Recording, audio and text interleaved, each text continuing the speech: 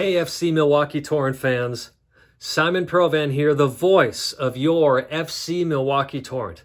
Thank you for joining me for episode 2 of the Torrent Review Preview, where we talk about the weekend that was for the Torrent and the weekend that could be. I'm so excited because today we finally get to talk about the women's side. Now, they're not going to actually be kicking off their season until May 30th for WPSL play, but tomorrow they have an exhibition match against a brand new women's side, the Iowa Raptors. The Raptors have had a men's side for some time now, but this will be their first year having a women's side. We congratulate them on that, and of course we celebrate the growth of the women's game here in the USA. Now, just because this is a first-year team, do not be fooled.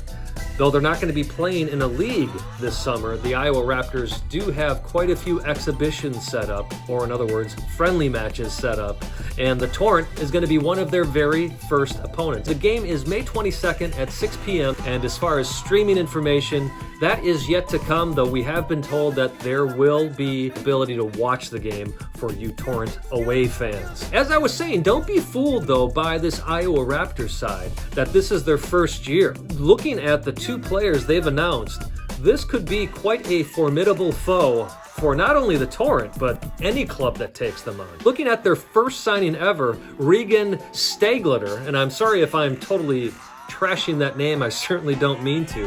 In 2017, she was Iowa Gatorade Player of the Year. Now, if you don't know what that means, it basically means that she was looked at as the best high school player in the entire state of Iowa, and her college career certainly backs that up as well. She did go to First Division Northwestern University, played all 4 years there. In fact, just as a freshman, she played in all 22 games that year and started in 21 of those. And she was also voted on to the Big Ten All-Freshman team. She followed that up her sophomore year by playing in all 16 games and also starting all 16 games.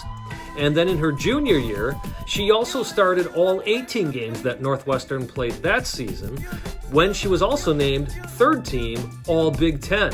And then, of course, to top things off, her senior year, she was named to the second team All Big Ten, captaining the team in her junior and senior years and having 13 appearances with 13 starts. So Reagan is a midfielder and somebody that the Torrent will definitely want to keep their eyes on. Likewise, looking at their second signing, Abigail Santana. Abigail was voted 2019 Gatorade Player of the Year in Iowa. She actually went on to play her college ball at Creighton. She has actually played 2 years there, so she is in her sophomore year. This last year, of course, being a shortened season, the team only played 10 games. She appeared in 5 of them and started in 3. So again, another player that looks to be quite the talent that the Torrent are going to face. Talking about their coach, his name is Kurt Lewis. He's had years of experience coaching at the college level as well as at the high school level, and is also on staff with the Iowa Olympic Development Program. So a lot of pedigree already in that Iowa Raptors squad. That game is this Saturday, May 22nd at 6 p.m. in Iowa. Milwaukee Torrent women taking on the Iowa Raptors. By the way, don't forget, the women kick off their WPSL season on May 30th at home at 3 p.m., taking on Green Bay Glory. So that'll be a fun match as well. All right, so that is the women's side. Make sure you check out that stream wherever the information may pop up. My guess is probably on Twitter, if you follow FC Milwaukee Torrent, as well as on Facebook. All right, moving on to the men's side, where we will review the weekend that was as Milwaukee Torrent men's side took on Panathinaikos. Thankfully, Milwaukee took all 3 points in what became a very intense affair in stoppage time of that game. Milwaukee Torrent going into stoppage time with a very comfortable 3-0 lead. And, well, we'll talk about what happened. First, let's review those 3 goals that Milwaukee scored. In the first goal, Sam Nico of Chicago tried to send the ball out of the box, where instead it was gathered by Tony Delafield, who ended up playing a beautiful cross into the box where he sent it in for Ian Cerro, who put the ball in the back of the net, giving Milwaukee the 1-0 lead. The second goal, well, the assist man became the goal scorer himself. Delafield collected the ball about 25 yards out from goal, which, by the way, started with an Ian Cerro free kick. And as Delafield got that ball, took a half volley strike as the ball bounced off the turf, sent it over the entire Panathinaikos defense, including goalkeeper Denny Chronopoulos, putting the ball in the back of the net with a bit of a surprise shot to give Milwaukee the 2-0 lead. Looking at the third goal of this game, well, the goal scorers in FC Columbus featured themselves once again. James Weber collected the ball, taking it all the way from midfield into the box of Panathinaikos. And although he had a one-on-one with the goalkeeper, he very unselfishly played the ball to Alex Fillion, who placed the perfect ball into the back of the net. It looked like that's how things would wrap up for the FC Milwaukee Torrent men's side, but that wasn't the case. Just 60 seconds later, and I timed this, it literally was 60 seconds later, Panathinaikos took advantage of a very lax Torrent defense. What happened can only be described as youthful naivete, perhaps by Milwaukee Torrent. Well, the defense fell asleep, and Panathinaikos took advantage of that as Berwassa, although he had 3 players around him from the Torrent, somehow found himself unchallenged for a header and put the ball in the back of the net, making the score 3-1. You would think, okay, well, only 5 minutes left of stoppage. Milwaukee can close this out to be 3-1. That wouldn't be the case. Just 90 seconds later, okay, I don't know if it was literally 90 seconds on this one, but it was about a minute and a half later. A nice ball was played in once again by a Panathinaikos player into the Torrent box, and it was completely misplayed by the Torrent, bounced off of the heels of one of the Torrent defenders, and there was a Panathinaikos player right there, left all alone, put the ball in the back of the net. Thankfully, that's how things would end up, but it would take another great save from Ortiz to seal the deal for the Torrent. Also to note from that game, while it was live, we weren't sure who ended up getting that red card after time had expired.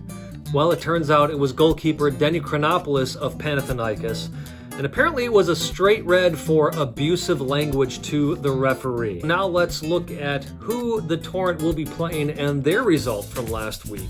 They'll be taking on FC Indiana in Lafayette, Indiana at the appropriately named FC Indiana Stadium. When we look back at the match that FC Indiana played against Carpathia FC, well, quite frankly, there is not much to talk about. Carpathia FC went up 1-0 very early in the game, in the 3rd minute, and give credit to FC Indiana, they came back pretty quickly to tie things up in the 5th minute, making it 1-1. However, from there on, it was pretty much Carpathia FC all the way through, dominating the entire game. They end up getting 4 unanswered goals in the second half, which of course made the score 5-1. So, what does this mean for the weekend ahead and what things could be for the men's side of FC Milwaukee Torrent? As Admiral Akbar of Star Wars fame once said, "It's a trap!" Well, it could be a trap. FC Milwaukee Torrent is going to have to be very careful with this game against FC Indiana, because the week following, they are playing an undefeated Carpathia FC. So it's very easy for the Torrent to look at this FC Indiana game and look beyond it, knowing that FC Indiana has not done quite well. In fact, in the 83 games that FC Indiana has played in the NPSL, they have only won 6 of those. Again, as I alluded to before, this could very easily be a trap game.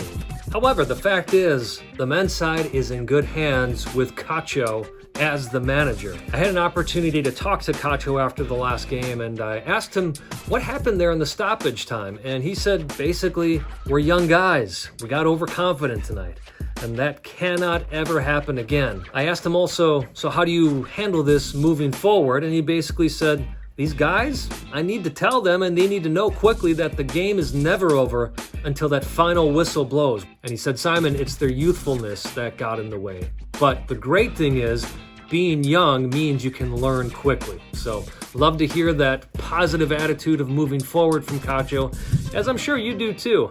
By the way, if you're hearing some pounding, well, that's home life at the Provence. Got a couple of dogs running around up there. As far as this weekend, what do I expect to see? Well, I expect to see a similar lineup to what we saw in the first 2 games. And of course, I do expect Fillion and Weber to come off the bench as they have and be those super subs for FC Milwaukee Torrent. And of course, bringing those fresh legs, but also lots of knowledge with them and that unselfish play. Now look, I don't have any inside scoop here as far as the lineup. This is just my gut instinct. Now, as far as FC Indiana is concerned, well, they've never really shown much promise in the years they've played in the NPSL. I already mentioned before that out of the 83 games they've played, they have won 6 games, which is why, again, it would be so easy to look beyond this game and to the game against Carpathia FC. I don't think the Torrent will do that. I think they'll handle business. But the fact of the matter is, you don't know if FC Indiana can be that type of team that can come out and surprise you and get their 7th win out of what would be 84 games in the NPSL. We shall see if this young FC Indiana team can come out and play well-organized and entertaining football. But I'd also like to think that the Torrent will continue to show their firepower up front and that they will stay organized not just for 90 minutes, but 90 minutes through stoppage time as far as their defense is concerned. Ortiz has made some big saves in the first 2 games, and I do suspect he'll have to make 1 or 2 against FC Indiana. When it's all said and done, it should be a pretty easy win for your FC Milwaukee Torrent. However, and thankfully, football is not played on paper, it is played on the pitch. Thanks again for joining me for episode 2 of Torrent Review Preview.